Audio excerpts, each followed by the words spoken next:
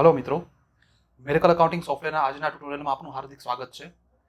મેરેકલ accounting સોફ્ટવેરમાં આજે આપણે નવું ફાઇનાન્શિયલ યર એટલે કે આપણું ફાઇનાન્શિયલ યર 2024-25 કેવી રીતના ક્રિએટ કરી શકાય એના વિશે માહિતી લેશું. તો ફર્સ્ટ ઓફ ઓલ આપણે આપણી જે કંપની છે એમાં જવાનું છે. તેમાં આપણે યુટિલિટી મેનુ, સિસ્ટમ યુટિલિટી અને અહીંયા સેકન્ડ ઓપ્શન હશે ઇન્ડેક્સિંગ, તેના પર ક્લિક કરીએ.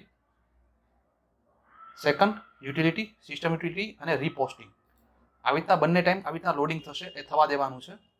ત્યારબાદ યુટિલિટી, ત્યાં યર એન્ડ કરીને ઓપ્શન આવશે, ત્યાં ન્યૂ ફાઇનાન્શિયલ યર, આના પર આપણે ક્લિક કરીશું. અત્યારે આપણું ફાઇનાન્શિયલ યર એટલે કે 24-25નું યર આપણે અહીંયા બતાવી આપશે.